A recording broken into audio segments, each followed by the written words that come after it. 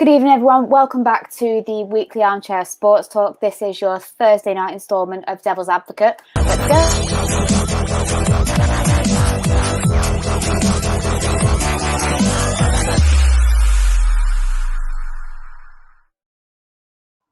Tonight, I'm joined by Rach, Grant, and Jamie. Lads, how are we all doing? Very good, Rachel. And I'm doing good, well, thank you. Rachel. Hope you're keeping well. Nice to be back on the platform as well. Yeah, for real, definitely. There's a lot to talk about tonight. We're going to be talking about Varane, Sancho, Derby, QPR, ins and outs, and just general team talk because, you know, lads are working hard down in Surrey. Martial and Van der Beek are back at Carrington. Hopefully they'll link up with the lads next week. So in my opinion, it's all positive because we seem to be moving in the right direction in the transfer market for once. Like it seems, I know the Sancho announcement hasn't materialized yet, but I have no doubt that it's coming. There's just a little bit of issue, which is the first topic that I actually wanted to touch on because I know there was a lot of people who were a bit miffed about Sancho potentially not getting the number 7 shirt. The fact that they think that he's entitled to the number 7 shirt and that Cavani has to give it up for Sancho. Now, I understand that Cavani is only going to be here for probably one more season and that is it. And obviously he's rocked the number 7 shirt. I feel like he's kicked that curse massively. He's properly kicked it, but I don't think he has to give it up just because someone younger and shinier has come in to rightfully claim his number 7 shirt. I mean, at the end of the day, a shirt is just a number and you work your way up. If he wants to be a number 7 and he wants to take that number 7 shirt, then by all means work for it and work hard for it. Reese, what's your stance on the whole Jadon Sancho situation and what number he should get? Well, first of all, thanks for having me on this evening, Rach. It's a pleasure. I am in the same mindset as you. I personally, if I could say what I really want, I personally do not care what number he gets. For me, it's more about the performances and living up to the potential that we are buying into and what we're bringing him in for. A shirt number, yes, I know he's marketing his brand as JS7. We've already got, like, for Rashford, it's MR10 at the club. But he's worked his way. He started as the number 39. We gave him the 19 for a few years. Then we gave him the number 10. And for me, that's all about progression throughout the club, stage by stage by stage, earn your number. For him to just walk in and demand to get the 7 because of his brand, it gives me Memphis Depay vibes. He was the exact same. He was given the 9 pre-season. I'm not going to say he's the same sort of player, but I'm just going to use as an example where he came in. Yeah. He was given the number 9 on his pre-season first game by Van Gaal. He gave him the number 9. Next thing you know, within a couple of weeks, I want the number 7. For me, no. They should have left the 7 blank after the absolute howler the year before by Angel Di Snake. We'll leave it at that. Like, for me, it's just not enough. Like, yeah. I would rather there's plenty of numbers there. I would give him like the 16. Potentially number 14 because there's potential that Jesse Lingard might still get moved on. We don't there's still an opportunity where he could be given the 14. There's a 16. There's Tom Heaton's been given the number 22, so that's out of the game. Maybe number 12. For me, it's not about the shirt number, it's about the performance. And if he wants to wait another year, then be given the number 7, because I don't think Cavani's going to be here in another 2 years. I think he'll have one more season with us. Yeah. I think one season, have the 16 or whatever, still have your brand, still promote yourself as JS7. That's not a problem. You can just take the number 7 shirt the year after. There's no big deal. Yeah, no, I completely agree. And at the end of the day, 7 is just a number. Yes, we've had some iconic number 7s down the line, but at the end of the day, it's a number. You work for it if you really want it. Jamie, absolutely. What we're saying about number 7 and the whole situation? Got the same sort of vibes as Reece, to be honest with you. I feel like we've got to be very careful with Sancho. And I'll tell you why quickly. I feel like the number 7 carries such high importance at the club, and to put that on a player that let's be honest, is a fantastic talent, but he's nowhere near the finished article yet. He's going to be inconsistent at Man United. He's going to take time to gel. Yes, I know he's got friends in the squad, but when you get in front of that crowd week in, week out, and they expect, which they're going to now, if we get our transfer targets, what I'm hearing we're looking at, the likes of Varans and stuff. I don't want to go into it too much because I know we might touch on that aspect later. We're going to be going for it, you know, and there's going to be a lot of pressure on the manager and the squad to go to that next level next season. And I feel like we've got to be very careful with Sancho, that we don't put too much pressure on him. Let him have bad games. Don't criticize the boy. Let him settle back in.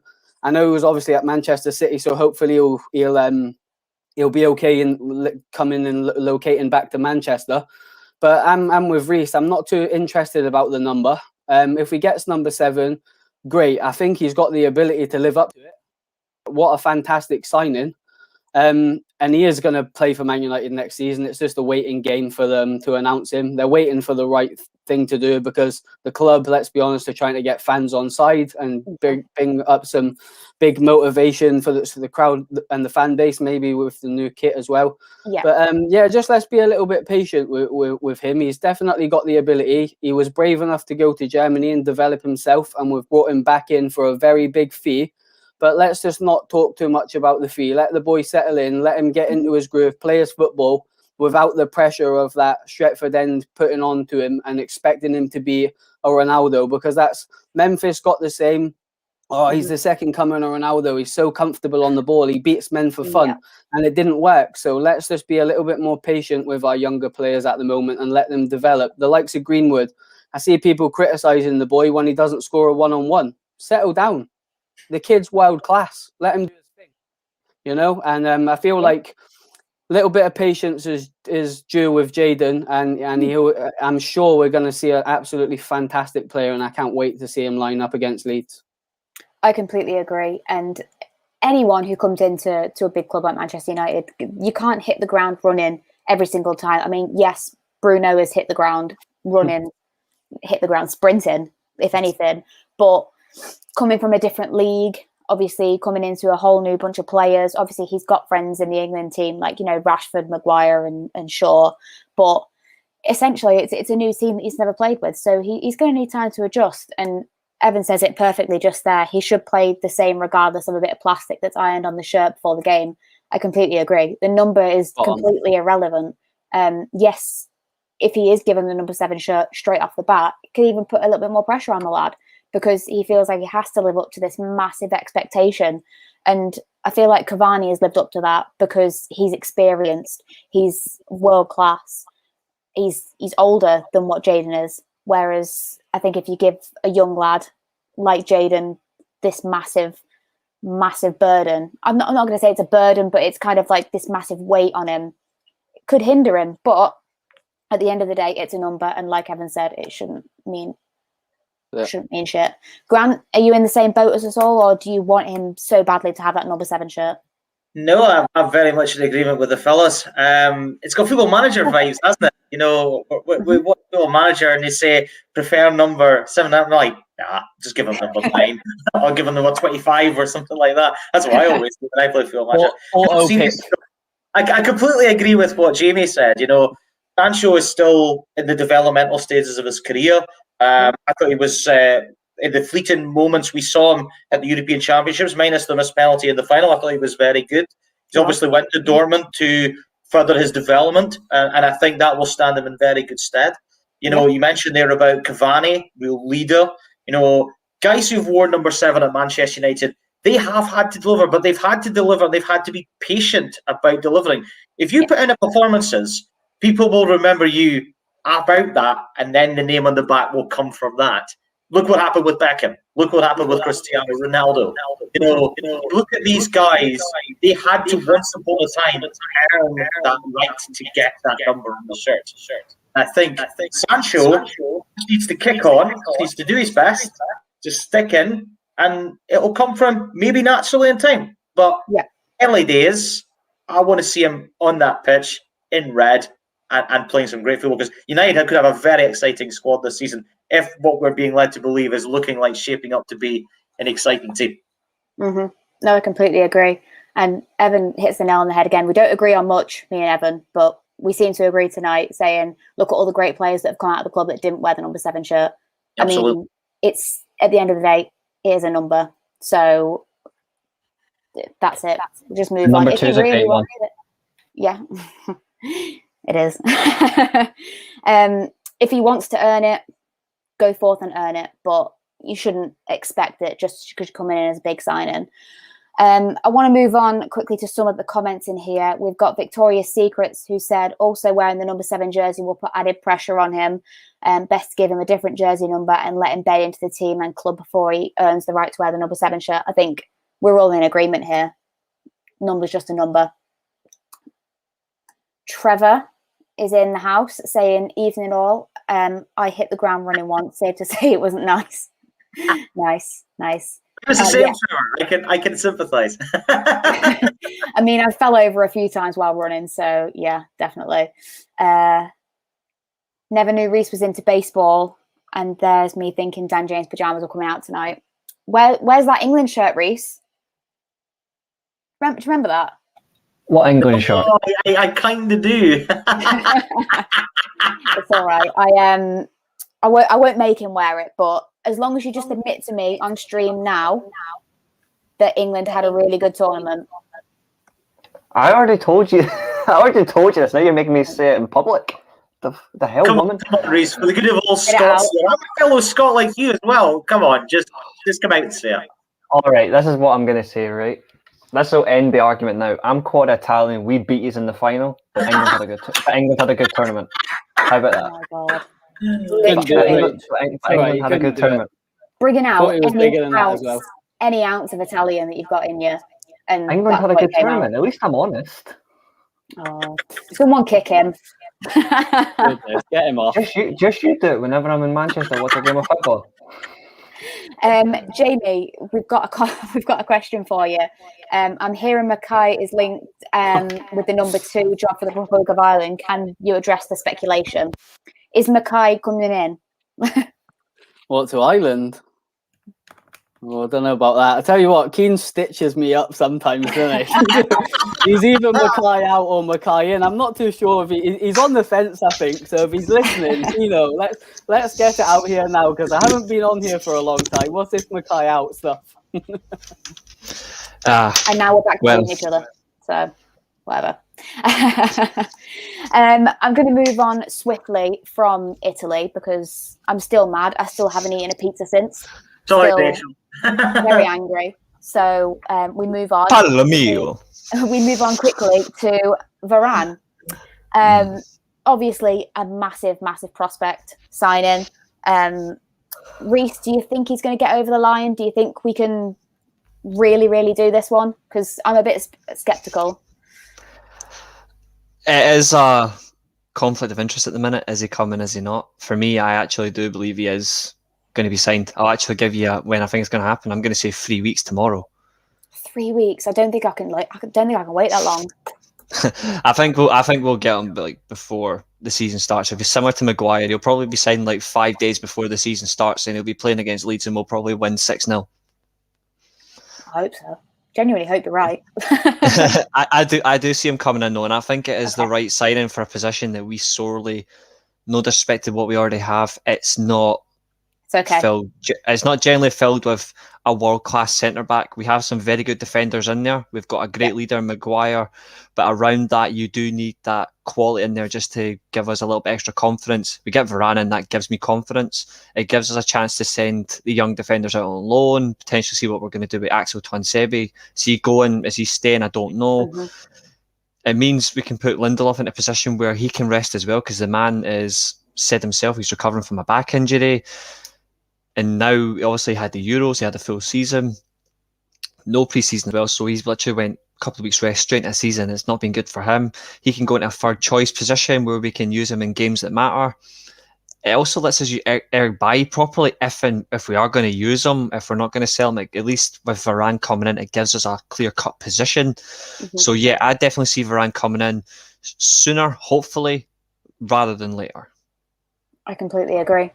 And I think everyone knows my thoughts on the centre-back pairing, but putting my sensible hat on and not my Swedish loving hat on, Varane makes complete sense, and I completely understand that I'm probably not going to see Lindelof every single week.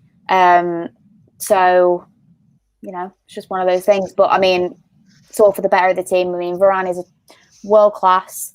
He's just what Maguire needs. He would complement him really, really well. Jamie, what are your thoughts on Varane? Is it going to happen?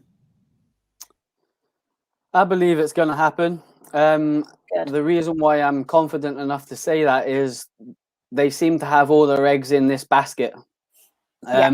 We're usually getting linked with centre-back after centre-back after centre-back. We've heard Koundé, we've heard Pau Torres. I don't know how many. Pau Torres, Botman as well, and they've gone away, and it's very much right.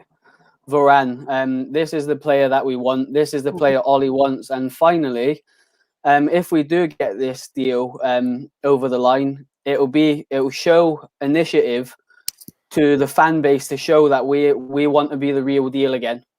Because I think Trevor put it in the comments there. Yeah, he did. Trevor said, a Rolls Royce. He is. And let's be honest, Maguire's a world-class centre-back. I know he's got a lot of criticism for his price tag, which sometimes he's made a mistake. That's fine, but it happens. They're only human beings. And to put Varane next to him, and that is a world-class centre-back pairing. Bruce Pallister, Vidic, Ferdinand, that sort of pairing. And I feel like with a solid base, with the attacking quality that we already have in the team, it's going to allow us to go and play some nice flamboyant football, which I think, to be honest, and people might disagree with me, I think we've been a little bit starved of that. But I feel like, I know you were touching, I know you're a big fan of Lindelof, Rach. I watched Lindelof a lot at Benfica, and at United, he's kind of never got to where I thought he was going to get to, because I just don't think, and I'll be honest with you, you might disagree as well, I don't think he's world class. I don't think he's ever going to be world class. He's very comfortable on the. He's going to be perfect for some games, and we need a very competitive team. So I feel like the likes of what Reece said there, what's going to happen with Tuanzebe? Mengi's going out on loan, who's a big prospect in the academy.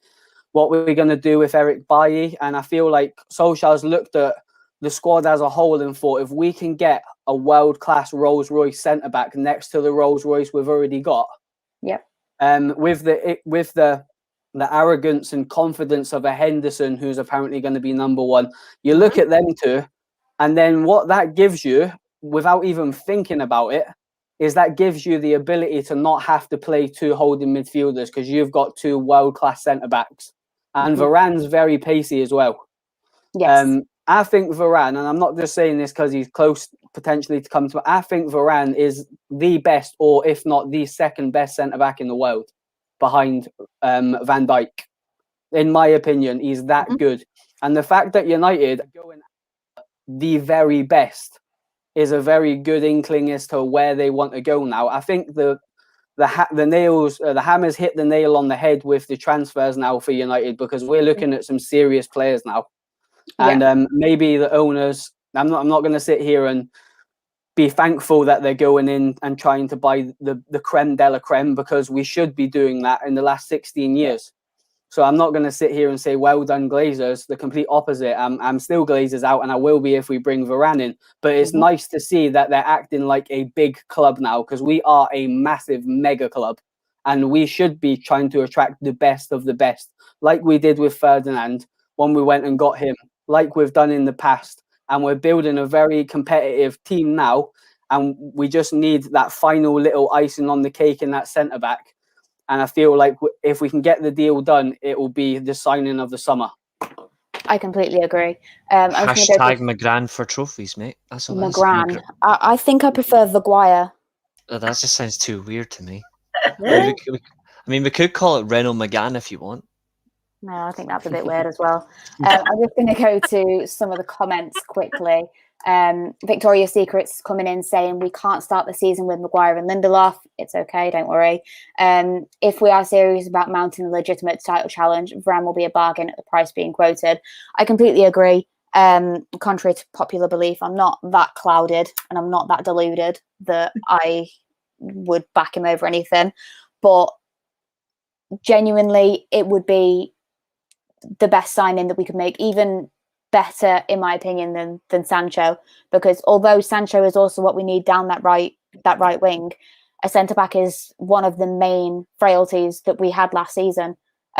So many goals from set pieces and catastrophical like defending errors.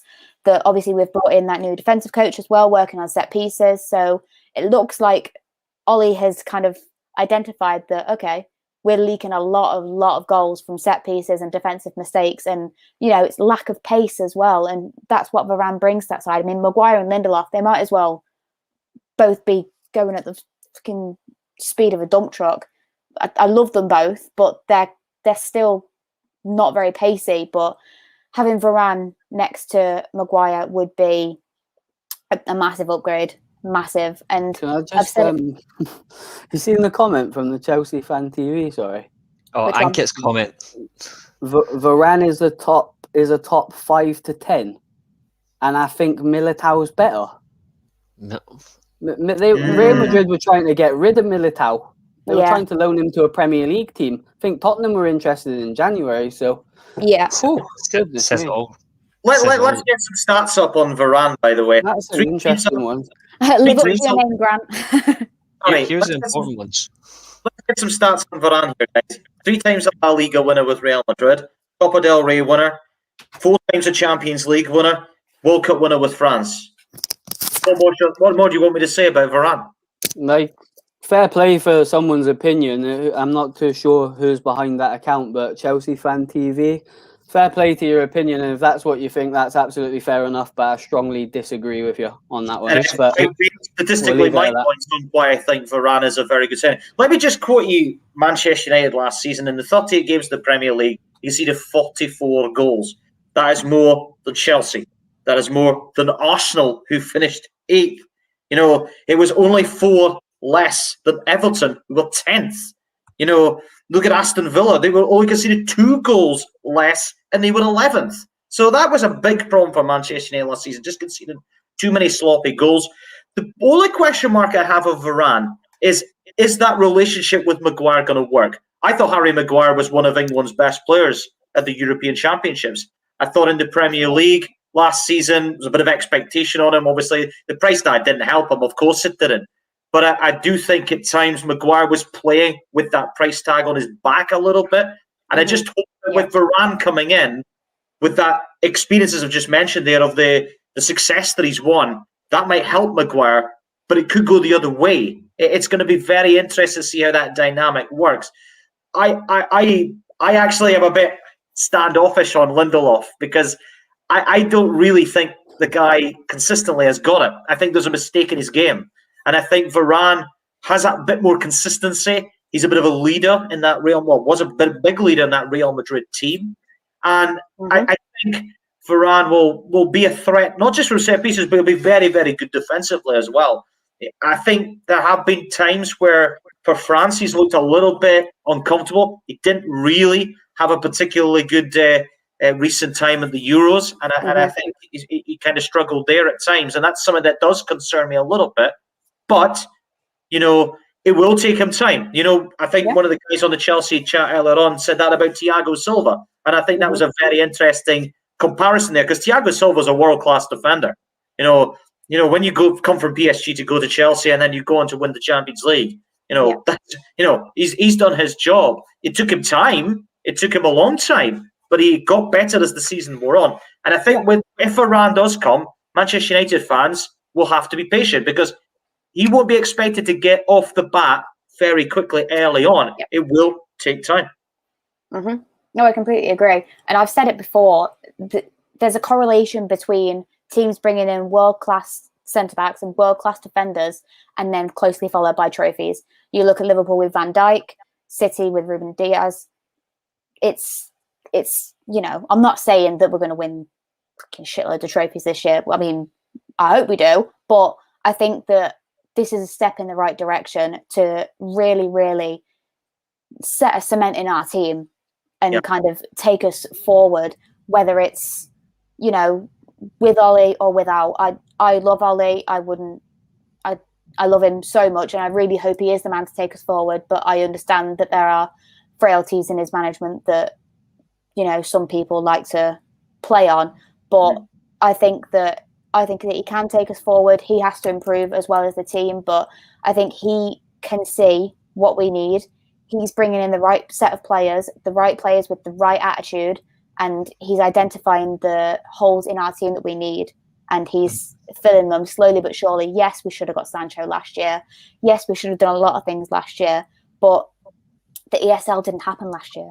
The ESL happened this year, and we all know, we're all not blind. We all know that that's the main reason that the Glazers are spending so much money this year, is to get fans back on side. But it's not going to work. Thank you for our new signings, but, you know, off you pop. Don't let the door hit you on the way out, you know. You know the one thing people don't talk about as well, Rachel, with Varane? Go on.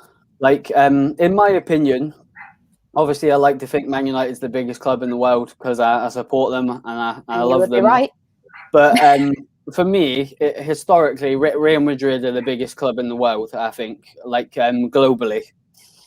And he came from a small team in France to Real Madrid. I think it was Lens. I'm pretty sure it was Lens. Yes, it was. And he signed for them, don't quote me on this, about 18, 19 years old, something like that. He's been at Real Madrid a long time. And to break in centre-back place at that young of an age at Real Madrid, where historically they don't bring through a lot of young players into their starting 11. They've always been that Galactico club. And then they invested heavily in Varane.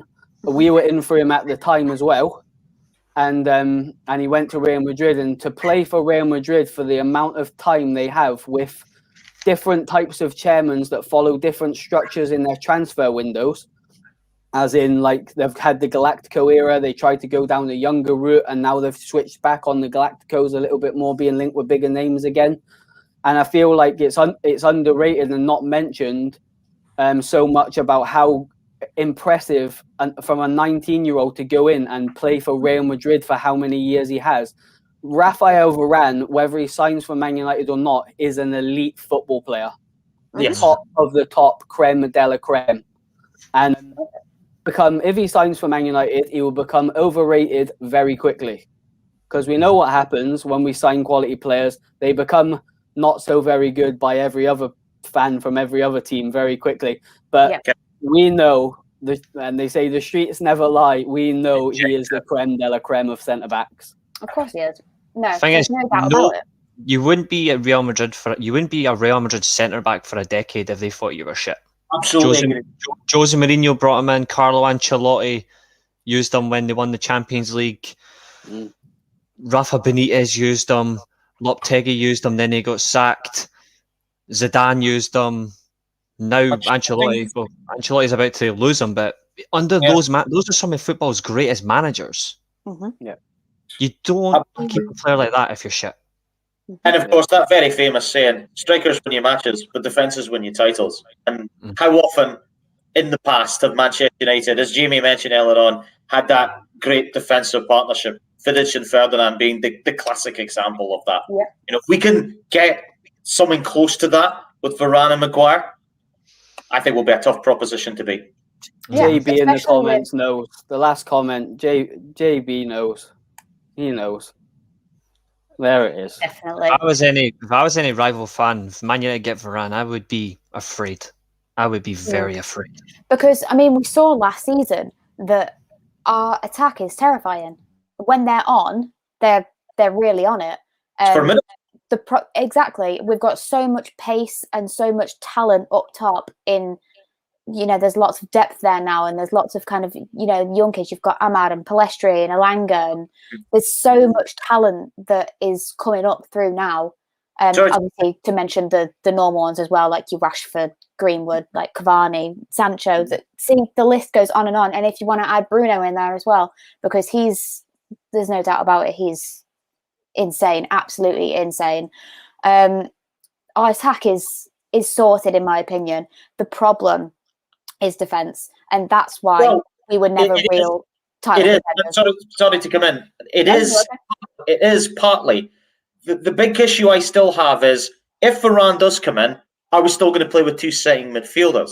Because Fred and McTominay, as good as workmanlike as it's been, that's a better word to use, as workmanlike as it's been, doesn't work if you're going to win a title, I'm afraid, in my personal opinion.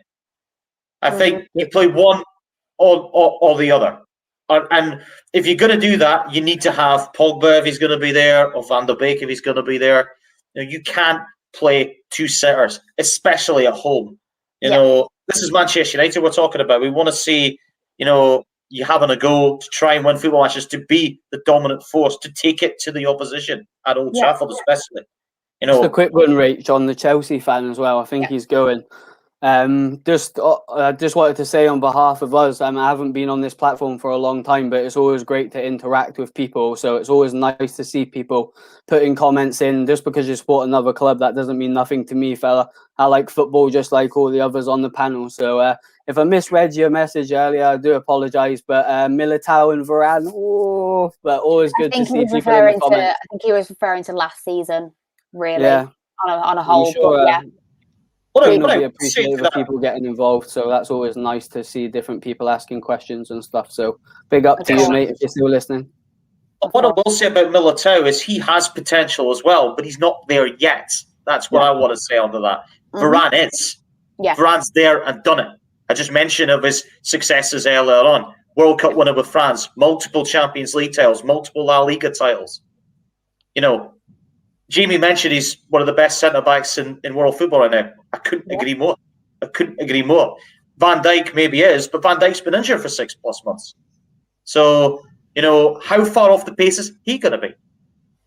Who does Evan support? Oh, he's a Chelsea fan as well. Okay. Yeah. This comment sums it up for me. A Liverpool fan on Twitter said yesterday that Varane is overrated because no other clubs are trying to sign him. If you look at the top clubs, their centre-backs are sorted. Who was trying to sign Van Dijk when he went to Liverpool? Exactly. That argument is... One example of who should be going for someone like Varane is Tottenham Hotspur. Because defensively, they were absolutely hopeless last season. Yeah. Absolutely hopeless. They're not going to want to go to Tottenham, is he?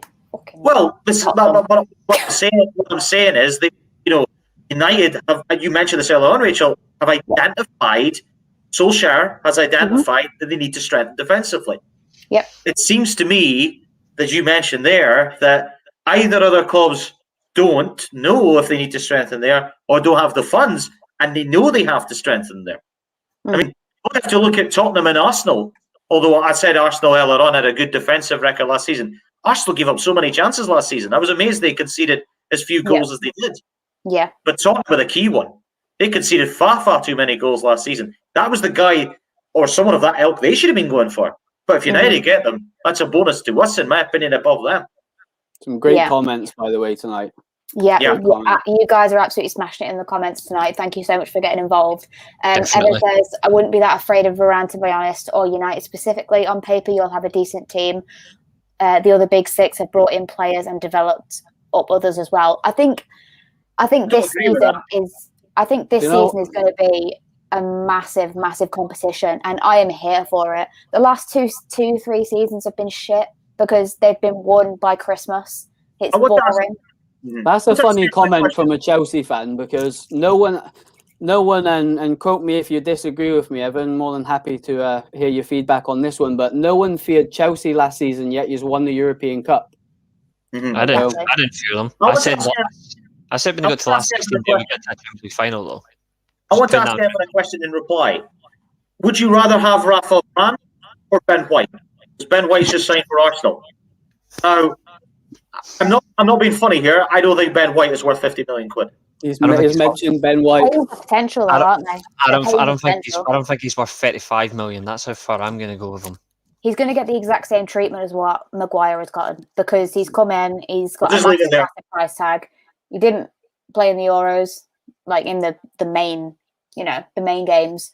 So I think he's going to get the exact same treatment as what Maguire is. Look, I think he's a good defender, but he's not there yet, and he should not be given that massive, massive price tag on him, because it could either make him or break him. Not if, but when Varane signs for United, he will be better than Trevor. To be fair, Dijk. To be fair, I've been calling him Van Dead all year because obviously like he got killed by Pickford, so we'll just leave it at that. So Goodness me, Reece. He did, but you never know how Van Dijk's going to come in as well. Like he's been out for so long that he might take a while to hit the ground running as well. You never know. There's no doubt, and he's a absolutely world class defender. But is he really going to come back from that much of a bad injury and absolutely hit the ground running? I'm not sure, but I don't think he'll be the Van Dijk that caused teams problems as a defender the past 3-4 years. I don't think he's going to be. I think it's going to be completely different. I think he'll be. Yeah. He's still a top defender. I'm not saying he isn't, but he's not going to be the Van Dijk that led Liverpool to a Champions League and Premier League title. He will not be that Van Dijk. Yeah, it's going to be. It'll be like very good standard, like excellent, but it's not going to be the world class Van Dijk that he is. I just don't think he is, because obviously he's what 30 now. He's what 30 now as well. So it's coming back from an ACL injury, especially at that age, we've got to recover. It's not going to be. Yeah. It's quick, and obviously Jamie's a coach, and obviously he deals with like that sort of stuff and these sort of injuries as well for any player. It's serious, and people expect them to come back at their usual standard. It's just not possible. I think the last thing to say about Varane, Rach, before we move on to another subject is, if we get him, what a signing, by the way. Yeah, 100%. Agree. I think we can all agree that we want it to happen. We just want it kind of done and dusted so he has time to come into the squad and, play a couple of training sessions with the lads and really get to grips with the goalkeeper as well. Because I'm sure that obviously Dino, I think, is going to be the main number one this season, or at least from the start of the season, as what rumours have been saying. But I think they need to kind of get a good understanding, because in my opinion, Lindelof and Maguire actually do have quite a good understanding with Dino. Dino is more vocal than what David De Gea is, which is a good attribute to have as a goalkeeper. Yes, he's still extremely young, and he still has a lot of aspects to his game that he really needs to work on, like his positioning and like his presence, and he needs to command it a lot more. But he seems to have been working out. He seems to be getting stronger. He needs to just up his game a little bit more if he's really going to contest for that number one spot. And I know that he's not happy with being a number two, which in my eyes is really good mentality to have. If he's not happy to be a number two, that's fine. But you've got to earn yourself that number one shirt. Taking it off David De Gea it would be absolutely massive for him, but he needs to live up to it. He had a massive, massive season with Sheffield United, but there's levels here. Like, with all due respect, there's massive levels to being your number one at Sheffield United and being the number one at Manchester United. I hope he succeeds, because I do love Dino, and as much as I love De Gea as well, he's come in, towards the end of his career. He's got his own, like, his family now. I think he wants to move back to Spain and finish his career there. And you know what? Fair play to him if he wants to do that. But we need to have a really good season with Dino. He needs to really, really step up. But the goalkeeper situation is... Can I come in with the goalkeeper thing? This is one for everybody. Who is your number one to start the Leeds game on the opening match of the season? Heaton. Oh, dear. Oh, fucking hell, Jamie. I'm joking. Henderson for me. Do you know why, Grant? Because he's got the ignorance to wear the shirt. He's arrogant. He knows. Ignorance, arrogance, same thing. You cannot give that boy any more confidence. You just need to listen to him when he speaks he believes in himself 200%.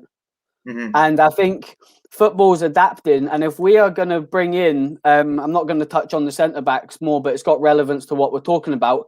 If we're going to bring in a Varane and put him with Maguire, we're going to try and push up next season. And we're going to need a goalkeeper that's a sweeper keeper. De Gea isn't a sweeper keeper. David De Gea has been absolutely phenomenal for Man United. He took a little bit of time to bed in, and now the fan base absolutely love him. So let's have that same energy for our English keeper coming through, because he's world class as well. And he's got the potential to be an absolutely fantastic goalkeeper for Man United.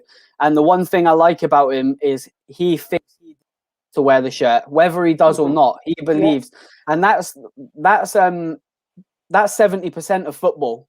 Absolutely. The ability is always going to be there. The natural ability. If you play at that level, you've always got some sort of ability. But the belief, if you put that on top of the ability, there you are, top of the top. What does Rhys think? Go on, Rhys, spill the tea. I don't think you want my answer. Go on. Who's your number one? Don't say Lee Grant. Oh, did you see the save he made today, though? Lee Grant is coming back. Don't steal my thunder with the Heaton comment. Mate, I can steal your thunder like that. Mate, No, Tom Heaton is a great signing, by the way. No, he's That's not. why I asked the question. That's why I asked the Yeah. question, because Tom Heaton is a solid keeper. Yeah. Let's not forget about that. I don't think it's a foregone conclusion that Henderson starts that Leeds game. I think he will, but it wouldn't surprise me if Heaton continues to play well in the warm-up games. Rhys wants Dave. I can tell. I think De Gea has finished at Manchester United. I do. I'll say that right now. I think if De Gea was on 70 grand a week, he wouldn't be at United this season.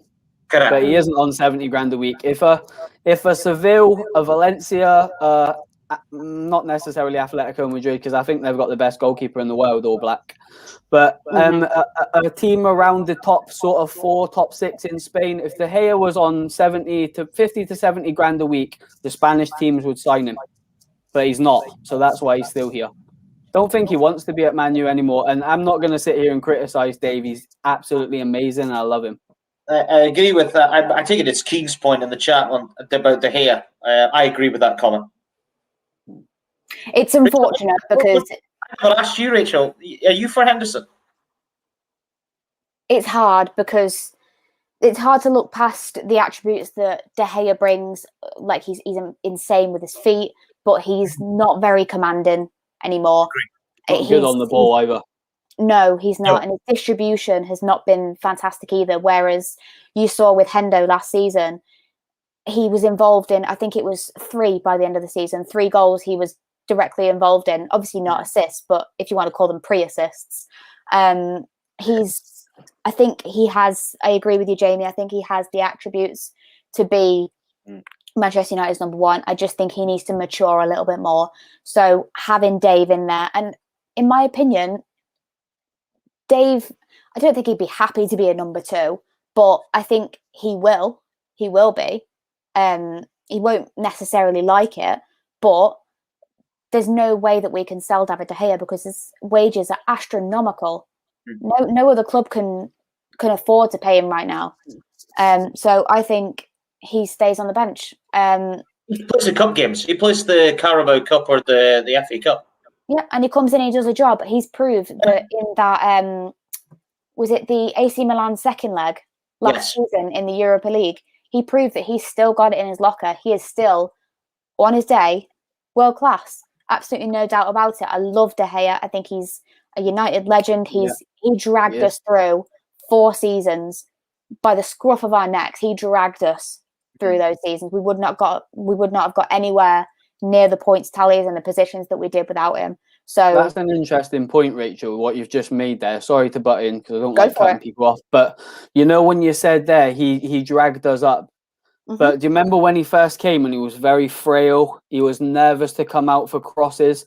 And then he's gone in and completely blossomed into this goalkeeper we've watched over the last 4 years that's been fantastic. Yeah. That's when I said earlier, let's have that energy for Henderson. Because he has the same ability as De Gea, a young De Gea when we first brought him in. And I feel like we need to be patient. Again, we need to be patient with this Man United team because we've got so much ability and we've got so many good young players, but they're not going to be 9 out of 10s every week. It's just not going to happen. And the goalkeeper is one of them. Henderson made a big mistake against Liverpool. Everyone criticised him for his position, including big mistake on his league debut against Sheffield United as well. Yeah, that was a howler. He did. Awful. But it's going to happen. Like it's going to happen. And it's a case of him. I feel like with him, he'll learn from that setback. It'll be like, do you know what? I'm going to go into training on Monday and I'm going to work on that. And that's not going to happen again. And I feel like we've got a good period of time to let him become that good. And I'm going to say it categorically. And I love De Gea. I'm one of De Gea's biggest fans, but I do feel like what Keane said, he is on the decline. And I feel like the time is now. Football is changing. The game of football itself is completely changing due to the likes of Guardiola and stuff making goalkeepers be good at football now, not just saving the ball. And I feel like we can nurture Henderson into whatever we want him to be, but he has all the attributes to be a world-class goalkeeper going forward. He isn't there yet, but I'm going to say it categorically on here now. I would be happy if we had Henderson and Heaton as our goalkeepers next season. That doesn't mean I don't want De Gea involved at all. If he stays at the club, Dave will have a massive part to play. And as soon as he steps out across that white line at Old Trafford, I'm his biggest fan, like we all are. I absolutely love him for what he's done. He's a club legend. But football moves on, and football doesn't stand still for nobody. And you can't have that sentimentality. And I think it's probably time now to maybe try something different. Maybe it won't work, but let's just try maybe. Yeah, no, I completely agree. The goalkeeper situation wasn't actually on the topics tonight, but you know what? You just go with the flow. Sometimes you just gotta go with no, you're all right. Sometimes I think you just gotta go with the flow, but it's a good topic, and I don't think we should kind of discredit De Gea at all, because like I said, he's been absolutely insane for us, like a brick wall. That's what I want to make on that. Name any club apart from ourselves in the Premier League that will have 3 good keepers on the books. 1, 2, and 3. De Gea, Heaton, and Henderson. Even before that, when we had Romero was absolutely solid. I thought Sergio Romero was grossly underrated as a goalkeeper. I love Romero, man. He always did a job for us. Very good keeper. Never football final. Fantastic. Where's he gone? Has he got a club yet? Better than the 3. How has he not got a club? He's retiring, apparently. Joking. I didn't like the way Manu let him go, by the way. That left a bitter taste in my mouth. Like, yeah, I think he was. It's a shame that it's not nice, that sort of stuff, man. That man got the he pretty much got treated the way Casillas did at the end of his Real Madrid tenure. Like, he got massively disrespected, and I'm a Man United fan, but I'll never forgive the club for how they treat him. Never. I don't know what Evan's saying, that we're not being respect. Rachel's the only one showing respect. I'm the only one. I'm the only one. Not too sure what he's on about there. I think I've said I love him about 4 times in the past 5 minutes. I'm kind of glad I haven't given my opinion on the goalkeeper situation. I'm kind of glad I haven't, and I'll leave it at that. Are you sure? If I did, I would make tears cry, put it that way. Go on, Reece. Don't talk a good game. Come on, mate. I've got my arms crossed. I've got my cup of tea. Come on. Just give us one name. Or initials. No, I would go a little bit crazier than that, actually. Go on. I look at the fact that Donnarumma was available on a free last year. I would have sold Henderson and Donnarumma. Got Donnarumma in. I would have sold De Gea as well, with all due respect. Was always going PSG, mate. Sadly. I got respect for them both, but he's got mistakes in him. I don't know if he's ready to be a top keeper. He does need a chance. De Gea's on the decline. I still respect him, but I think he's going to be starting the season. I think we start with De Gea and see where it goes. But in all fairness, you would want a world-class goalkeeper, like, ready-made in your starting lineup. I don't know if Henderson's going to make it, but he deserves at least an opportunity. But he wouldn't be my number one personally. But as you say, go with the times. Football moves on.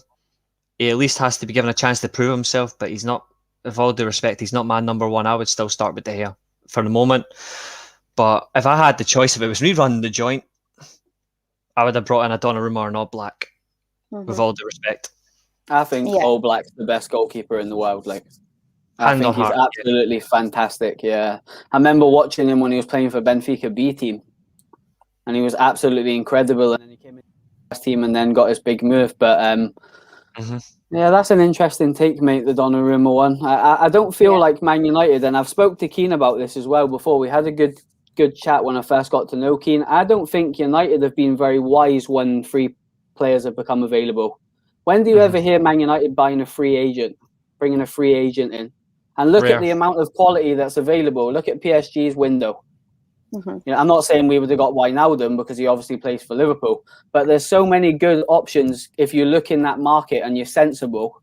Alaba, another one. I'm not saying we would get these players, but you've got to be in for them to sign them. And I do agree, Donnarumma on a free is an absolute mega deal. Yeah, no, I completely agree. I just want to actually come to this comment before we move on to pre-season quickly, because I'm just conscious of time as well. I just watched a Michael Carrick video on Twitter. It was a highlight video of his performances, and I genuinely think Michael Carrick is so underrated and disrespected as a Manchester United player. He was Rolls Royce. Awesome. Absolutely insane. And in my opinion, we've still not replaced him. But hopefully United do bring in a top DM this season, whether that be Declan Rice. I know people have very, very strong opinions on Declan Rice, but I think we will park the Declan Rice and leave him for another video, because... Can I just say one thing on Michael Carrick? The best two goals he scored were in the same game. 7-1 against. Yeah. People don't talk about Michael Carrick, but they talk about Pirlo, but they played the same game. Carrick was a superb player. Because he didn't score loads of goals and he kept it simple and didn't lose the ball, but that's underrated now in today's football. Mm-hmm. They're both Rolls Royce players. He'd get in my Fulham team, I know that. He would get in to replace other crappy players you employ.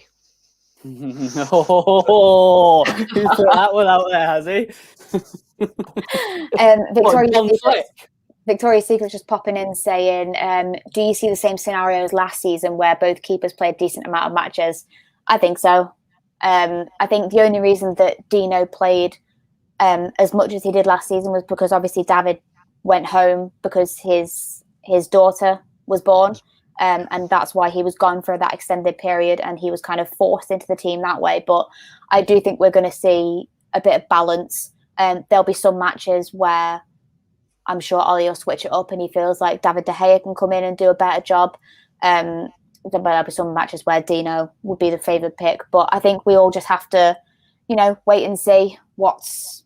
There's a good chance this could be a similar scenario to like from when Barcelona were dominant under like Enrique, when they had Bravo and Ter Stegen. Ter Stegen, I believe, was like the Champions League goalkeeper or the league goalkeeper, and vice versa. I think it'll be the exact same for us, where whoever's going to be using the league, you'll have the other player using the Champions League, and Heaton will just deputise if anything serious happens. Yeah. In all fairness, I'm totally fine with that. I've got no problem. It's just whoever you put in for that competition, stick with them unless something goes absolutely wrong. Like, for example, we're playing the league, and say, for example, De Gea's the league goalkeeper. He has 3 or 4 games in a row where he has absolute howlers. He's letting in, he's near post when he shouldn't be. Swap him out for Henderson and give Henderson a run of games and see how he fares, and then just switch them for different competitions. I think that's a better move than just choosing one for both. I think that's the sort of situation we're going to be in, but we'll see what happens. But at least we've got someone who's competent to the league to come in and deputise, but it's just a shame really that person isn't Sergio Romero, but all the best to him, whatever he does. But Heaton, he had a decent 45 minutes. We'll see where he goes from there now as well. What's the dog saying, Rach? Does the dog rate Carrick as well? He's saying Mackay out. The dog is, it's Jay. The look on your face when you said that there. It's not even my dog. It's my next door neighbour's dog, and he's only a puppy, so I can't be too mad at him. He's very cute, but he's very small and he's very vocal. So he's definitely barking Mackay out. So yeah, 100%. I wanted to quickly move on to pre-season, just quickly. Obviously, we played Derby in our first pre-season game at the weekend. 1-2-1. I thought obviously standout performances from that were obviously the 2 goals from the 2 lads, Chongi and I sound like Ollie now, Chong and Palestri. And obviously it was a good goal for Derby as well to get back into it. But what were your thoughts on that game, Reese, and who were you mostly impressed with? I thought the game was outstanding in terms of overall performance. I spoke about it briefly the other day, and it was just the overall fact that there was so much energy in the team. The midfield were willing to press for the whole game. Didn't matter if you were the starting midfielders or rotated in. You had one job to do. You pressurised that Derby midfield. You forced them back, and it was great to watch. I thought the attacking players were outstanding. Palestri, Greenwood, Chong, Hannibal when he came on, Shorter when he came on. They were all excellent. 6 young players that just gave us everything that they could muster. I'm very impressed with Tahith Chong in terms of the way he's movement as well, getting his goal. Obviously, he's now away to Birmingham, so I wish him well in the Championship because it's a league where he's going to get tested physically. He's not going to start every game, but the games he's going to be involved in, he's going to be given a proper battle, and it'll give him a chance to bulk up, but not too much where he becomes useless. I think he's going to be effective more. The one other player that impressed me the most, I'm probably going to have to say, probably Axel Tuanzebe, the way he handled defence beside Ted and Menge. They were both superb in the defence. And Tom Heaton, I thought he was outstanding in goal. He was 45 minutes, the man done great. I was a little bit disappointed in all respect that Lee Grant was given the second half, when, my opinion, it should have been Nathan Bishop. I don't see why you're going to name two goalkeepers and then you put on the guy that's more famous for holding up the sign for getting your shirt changed for substitutions than Nathan Bishop, who's our academy goalkeeper. I'd rather have him be given the 45, but if Lee Grant was given the time, no problem. I've got no issue with that. But overall, I was impressed, and I'm glad that the likes of James Garner and Dylan Levitt were in the team. They're two players I rate highly, and I'm just glad they were dominating that Derby team, and it was just good to watch. So overall, the whole team impressed me, but it was Tahith Chong and Axel Tuanzebe for me were the two key players for me that I enjoyed, but the rest of them were amazing. Yep, for real. Moving on from Derby, I'll ask you, Jamie, about our upcoming fixture against QPR. What do you expect to see from the team? Do you think we're going to see more of the same kind of vibe, like the young kids mixed with a little bit of experience as well? And how do you see it going?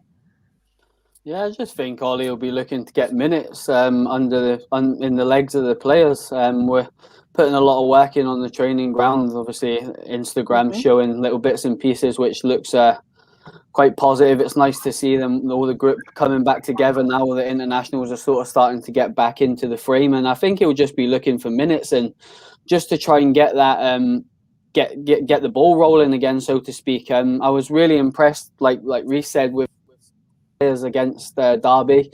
I'd like to see them again. I thought Shortire used the ball really well when he had it in the Derby game.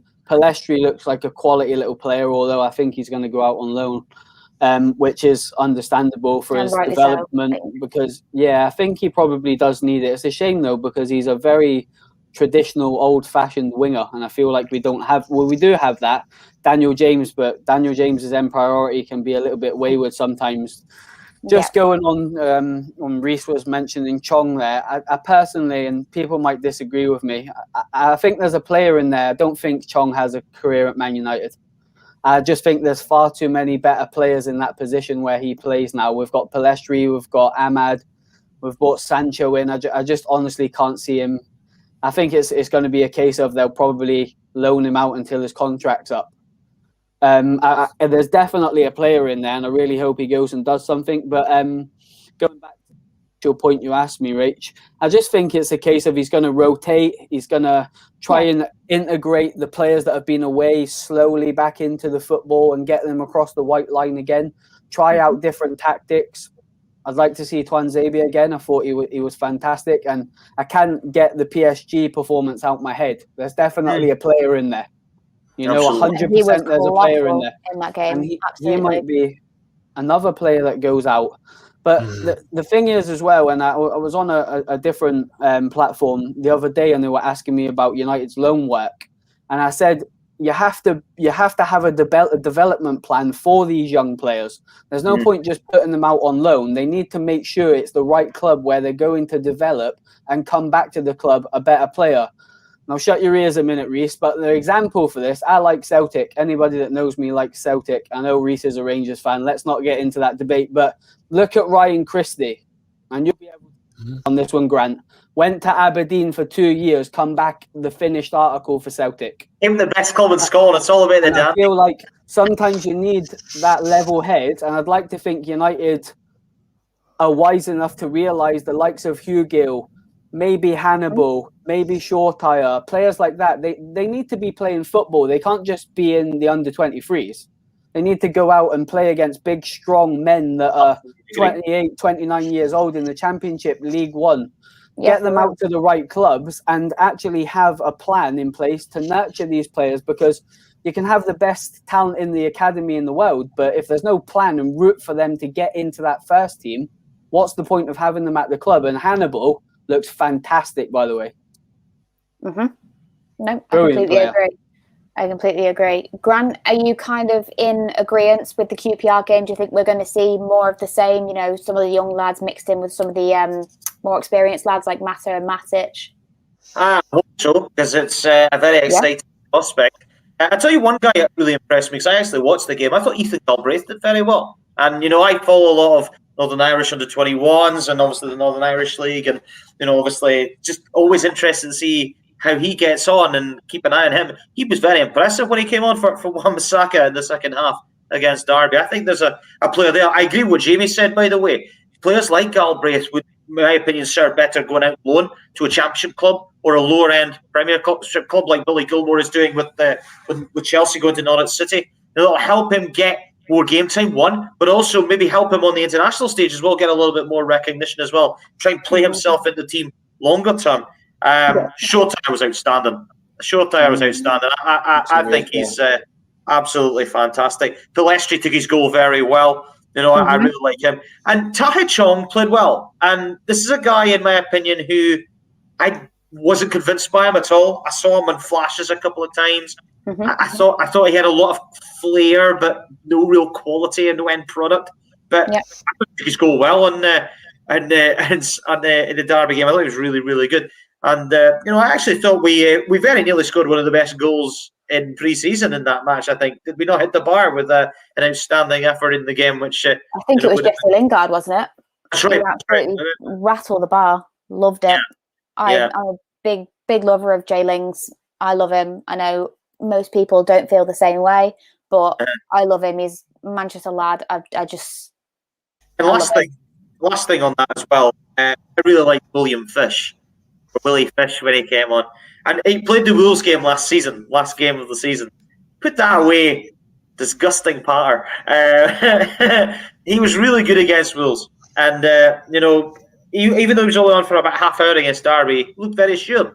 So I think the future's bright for Man United. And you look at Chelsea with their young squad and how they, you know, were dominating at the kind of younger age level, and you know, their biggest criticism was not moving them up to the senior squad.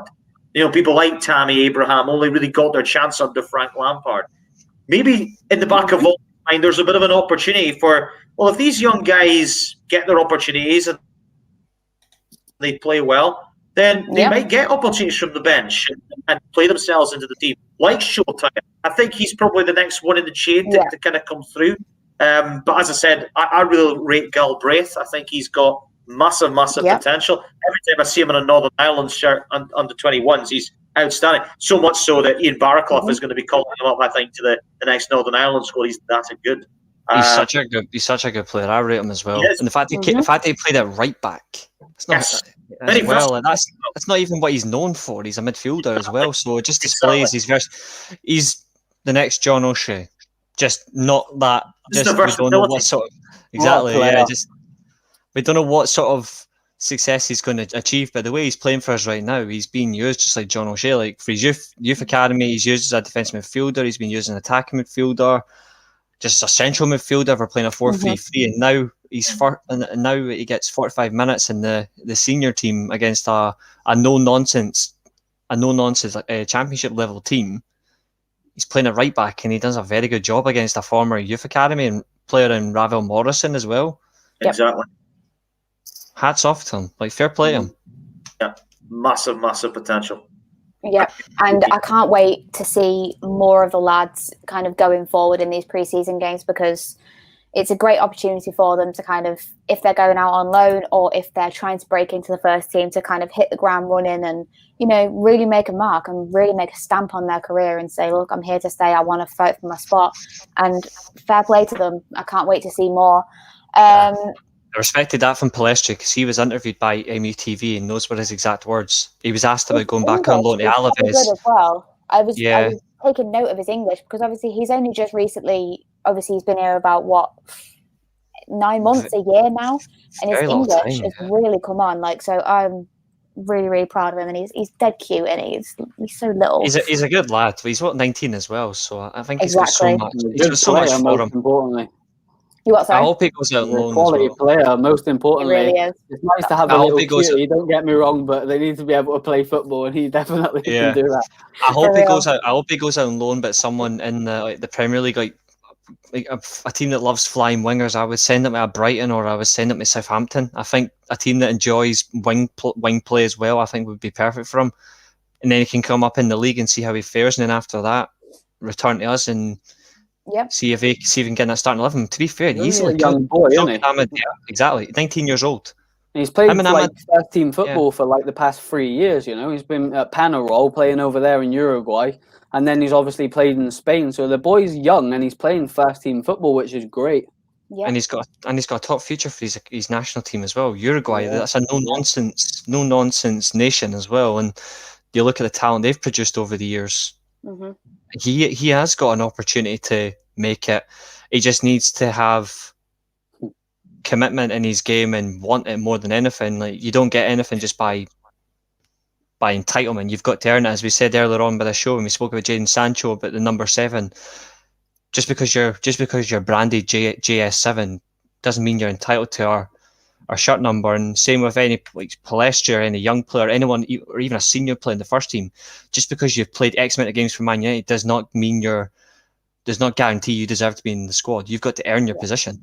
And that's what I love about the mentality of these young players, is they want to stay, they want to fight because they know they can get in this first team if they display it consistently. So I'm all for it. Yep. No, I there you go, Rach. You've got some love in the comments. That I was just reading that now. Trev, thank you very much. I really appreciate that. I haven't hosted in a while, so. Have you noticed that? Where's the sweet talking stuff here, Trevor? Why are you looking here? You know what's funny? If you want an example, right? So this is him sweet talking Rach, right? Just watch this, right? This is the difference between Rach and where is he? Because there's a difference here, and it's brutal. It's always unfair when I'm around, so I think I just attract unfair attention. See if I can find the comment. Told me William Wallace, man. I know way, like. He's joining in Keane's propaganda and Mackay out as well. I thought you were all right, Trevor. I think I follow you on Twitter, so I might give you an unfollow after the grief you've given me. No, but seriously, I'm going to end it there because we've been going for an hour and 10 minutes. So we have been absolutely smashing it. The comments have been absolutely lit tonight. I've loved every single comment. Every comment is valid, no matter who you support. There's banter. I love the banter that this community has because we've got fans from so many different teams, apart from City because they're not welcome. But we've got fans from all different teams, and the banter is always welcome here. So come on, give it out, because we all give it out, and I'm sure I know I speak for myself. We can take it. Like, we're big people. Like, we can take it. But I'm going to end it there. Thank you so much for tuning in. Don't forget to smash a like on the video, and also sub to the weekly Armchair Sports Talk. It's rebranded. We've got loads of stuff coming up. I know myself, Tim and Greg are going on the basketball podcast, rounding up the NBA. I know the NBA season is finished now, but we've got draft shows coming up and reviewing Game 6 where the Bucks finally got their championship. Boxing, MMA, I think wrestling, London Lowdown. We've got loads and loads of shows coming up. Something for everyone, whether you're into, basketball, football, karate, fucking tennis, anything. We'll cover it. We cover it. And demand. Rach, like I said earlier on, Rach gets chided up about Lindelof. I can't seem to escape this thing. I just can't seem to escape him at all. So, for once in my life, well done tonight, Rach. It's been lovely coming back on the platform as well. Big thank you for Keno getting in and inviting me back on. So hopefully I can make this a regular thing on Devil's Advocate. Always good fun and always great to see all you guys as well. But well done, Rachel, tonight, and comments superb as well. Thank you very Thank you very much. I'm going to head off, guys, but take care, all right? Yep. Bye. See you later. See you later, buddy.